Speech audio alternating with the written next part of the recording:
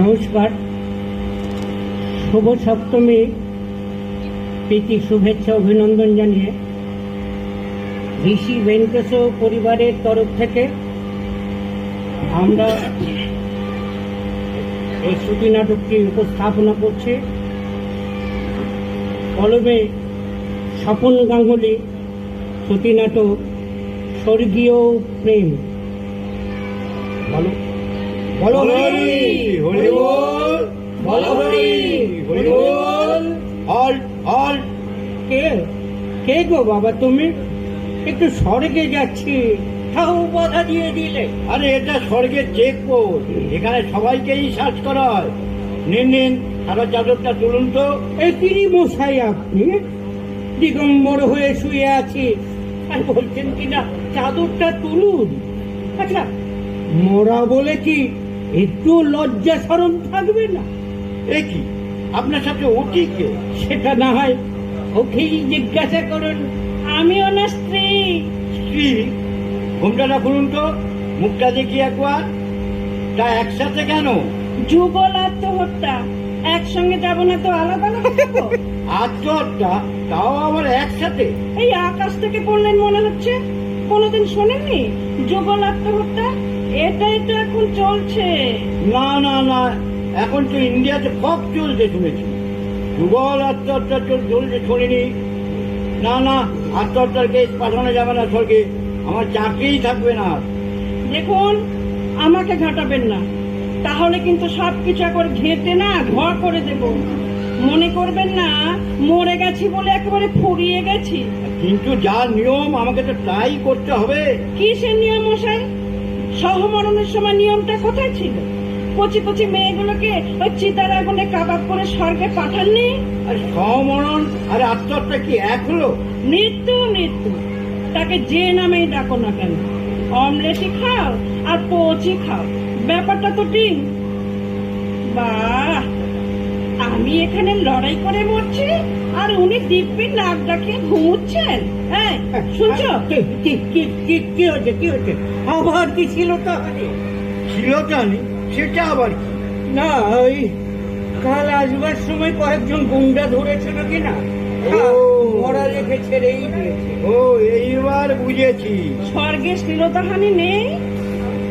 একদমই না, এখানে প্রত্যেকে আমরা পরের তরে, তাই বলে কারাকারি করে আমরা কিচ্ছু করি না। একটু তন্না মতো আসছিল, কাল পোড়াতে যা দেরি করলো না। ওদের কি দোষ? বর্ষায় যা ভিজে কাঠ। কেন, আপনাদের ওখানে ইলেকট্রিক চুল্লি নেই? আহা, থাকবে না কেন?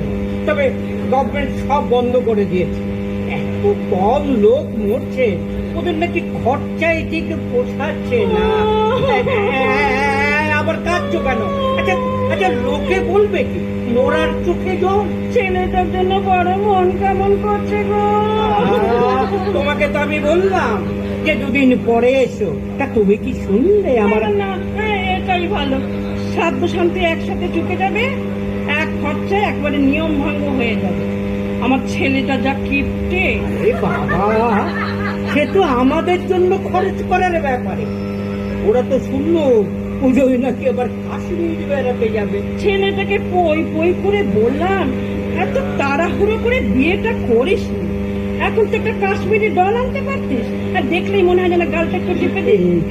আমারও জানো। চুপ করো, তোমার তো সোমালিয়ার মেয়ে দেখলেও গাল টিপতে না। এই যে বড্ড বেশি পার্সোনাল কথা হয়ে যাচ্ছে কিন্তু।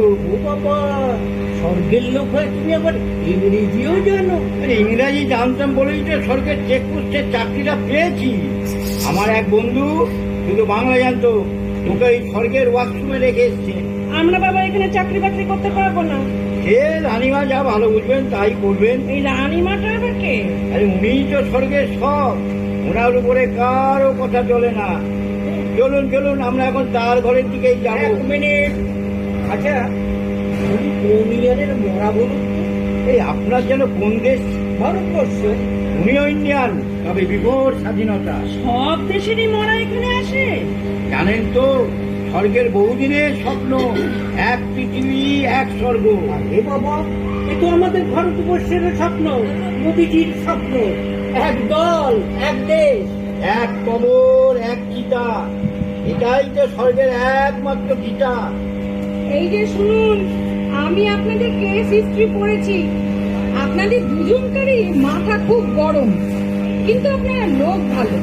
আপাতত দুজনকে স্বর্গে রাখলেও একসাথে রাখা যাবে না। সে কি, মরতে সবাই বলতো আমাদের নাকি স্বর্গীয় প্রেম।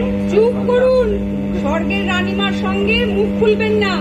বাড়ির মধ্যে কি সব কষ্টি নষ্টি হতো সে কি আমি জানি না? আর জানবেন না কেন? কোনো কিছুই তো আপনাদেরকে লুকোইনি। যা করেছি ওই সবই তো ওই চিলেকোঠার ঠাকুর ঘরে। আমার কি লজ্জা লাগতো, শিব ঠাকুর ড্যাব ড্যাব করে চেয়ে থাকতো। ওই জন্যই বুঝি শিব ঠাকুরের ছবি হনুমানের ছবি দিয়ে চাপা দিলেন। হনুমান অনেক বেশি বোঝদার, অনেকদিন রাম সীতার নেওয়াটা ছিলেন তো। হনুমানের মধ্যে আর যাই থাকুক, ওই পরকীয়া ব্যাপারটা ছিল না। আচ্ছা রানীমা, আমার গিন্নিকে কোথায় রাখবেন? তার মানে আরে মানে নিরাপদে থাকবে তো? তো আপনাদের স্বর্গের দেবতাদের যা সব কাহিনী ফাহিনী শুনছি। মর্তের থেকে স্বর্গ নিরাপদ। ওই দু একটা ছোট ঘটনা বাদ ও দিয়ে। ঠিক আছে ঠিক আছে, ও তো হতেই পারে। তাহলে এক কাজ করো গিন্নি, তুমি না হয় যাও, আমি রানীমার সঙ্গে দু একটা কথা বলে আসছি। রানীমা, এই যদি অভয় দেন তাহলে একটা কথা জিজ্ঞাসা করবো। হ্যাঁ করুন, অভয় দিলাম। আপনাকে না মরতে যেন আমি কোথায় দেখেছিলাম। আচ্ছা আপনি কোন ইয়ারের স্বর্গে এসেছেন মনে আছে? সে তো অনেক বছর। অলোক, আমাকে তোমার চিনতে এত কষ্ট হচ্ছে? কলেজের দিনগুলো ভুলে গেলে?